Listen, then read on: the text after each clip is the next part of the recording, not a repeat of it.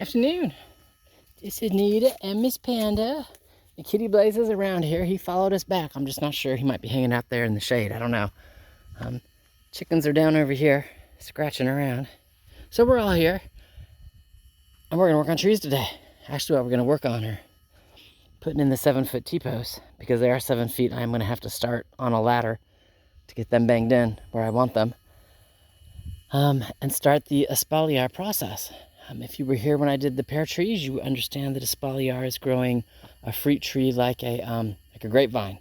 Instead of letting it grow up, 7 to 14 feet, depending upon whether it's a dwarf or a semi-dwarf, you let it grow side to side, 7 to 14 feet.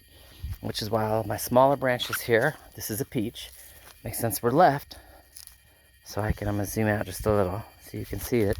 So I can lay this branch sideways and have it go literally from there all the way over to the stump. And you see how pliable it is? It's because it's still a baby tree. Otherwise, I'll explain it, but it's 3 T-posts, wires running across it at 2 feet, and then every 18 inches from there. And you match your branches up with this line. And, I'll show it as I do it, because once I lay this one down as an example, that makes sense, where like this one here that my thumb's touching comes out here into the aisleway, it actually gets pruned off. So there's pruning that goes with it. And we're just at the right time because I'm starting to get buds. I don't know if you can see that, but I'm starting to get buds. So it's, again, right time. End of January, beginning of February is fruit tree pruning time. I can't wait. This is going to be so awesome when it's up and producing fruit. The long-term goal is as I get older, I don't need to climb a 7-foot ladder, to reach 10 feet into the air and prune fruit. I can just walk, a 30-foot row and reach my hand up in the air. That's the tallest the fruit get to grow. It's the long-term goal. All right, trying to book smarter, not harder. Having said that, let me go on and get started. Yeah, I tried to take the corner a little too fast. Oops. Talk to you in a few. T-posts are in. You can see that one there. And you go down and it's tree, T-post, and then the one's down there, T-post. So roughly it's, yeah, there you go. You can see it there. There's the T-post, and then the third one's down there, T-post. 3 T-posts. Like I did with the pears, I'm going to run wire next. 2 feet up for the bottom, and then it's every 18 inches. And I say approximately because, again, it kind of lines up with the branches. Not exact, but kind of. And then prune accordingly. But, the first goal was to get all the T-posts in, because with all the rain we've had, they're relatively easy to put in. You can see this one here. And then you can see they kind of line up. I don't want to block it, because if I block it, you're like, oh, I don't see any of them all the way down the row, because they are lined up. And you go like that, and oh, there they are. T-post. And T-post. So, but they're all like that. Everybody's in place. So, I'm keeping the ladder down here. Should I get to the top level, that makes sense. It might be easier if I use the ladder to put the wire on. I did not bring the wire down with me because I wasn't sure how easy or how long it was going to take me to do this. And then having said that, I'm also going to go to the house and get a hoodie. It feels like the temperature's dropped a little. Now, it could just be because I've been working and banging T-posts and now we're done. And, running wire was not going to be as physically exerting. So I could end up cooling off and just, doing what I do. Anyway, let me go on and get busy. T-posts are in. Yay! Now, am I going to get all the wire hung today? Probably not. I just, no guarantees. That's all I got to say. No guarantees. But I'll talk to you later. I know the wires are hard to see, but they're on all the way across. Say this is the peaches, and both sides are done. And so now I get to do the fun part of you know, putting the branches down to the wires they belong to. So having said that, I'm going to go and put the majority of the big tools away. And then like the wire snips and the pliers, I'm going to leave the hose out here. This is surveyor's tape because it will break over time and it won't girdle the trees and the branches.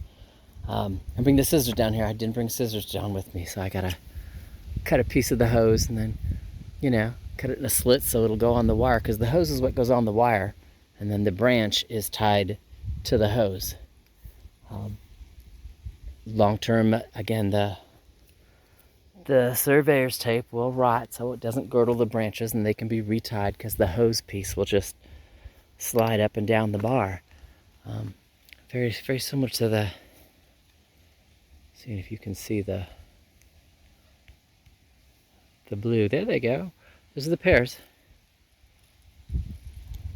You know, they're over there. They're doing well. I'll even give you a shot of them, maybe. So anyway, I'm going to put the big tools away, put the ladder away, put all that stuff away.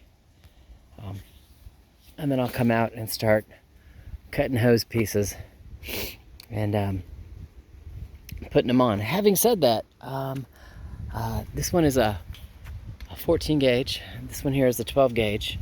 I got the 12 gauge because it was on sale for $6. You know, having done this, I think the 12 gauge is a stronger wire, while the 14 gauge will work, you know. So my answer is sweet. I will also tell you that I put them all on, and then as I go through, I tighten them up at the center pole. Does that make sense? So, and I do that with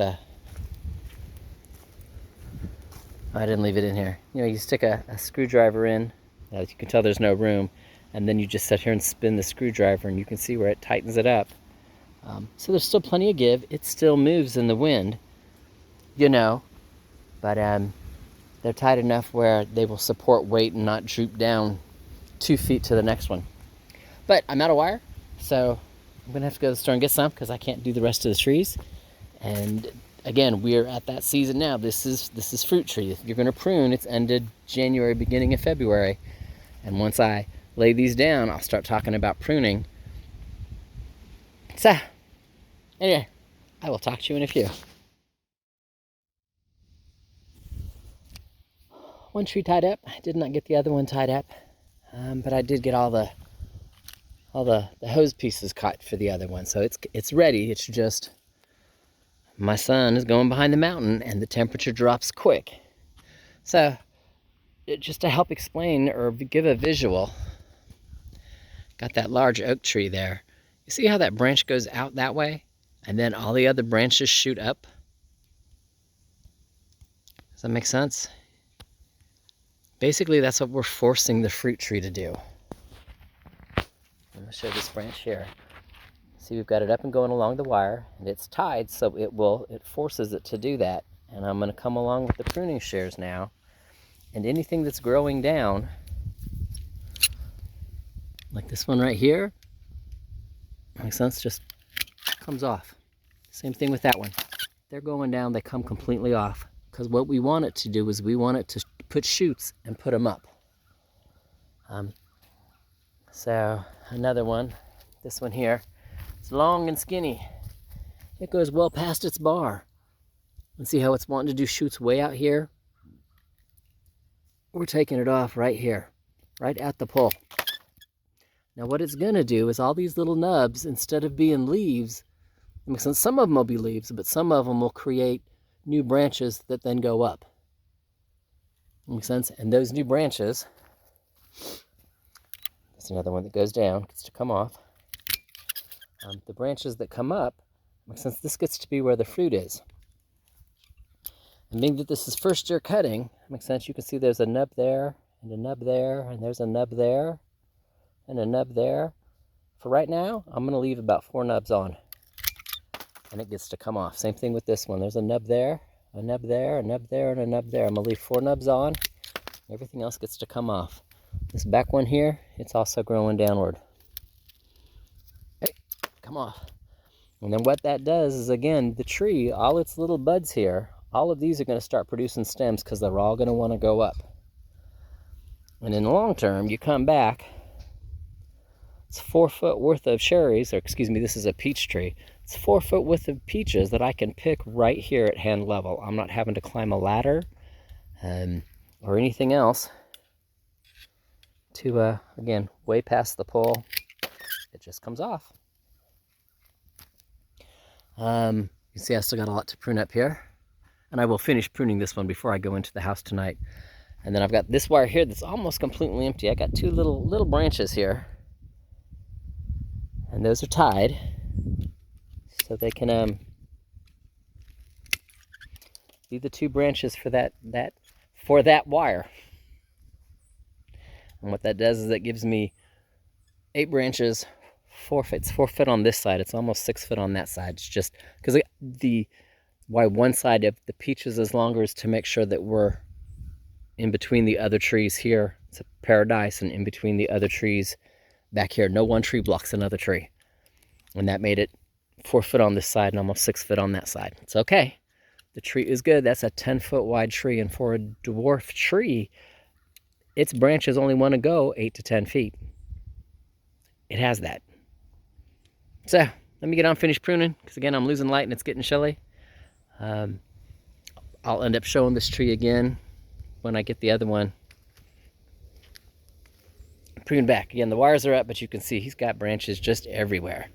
And for a fruit tree, long term, makes sense. All these little branches in the inside, they start rubbing on each other, and they don't let air flow through, so you end up with mold issues.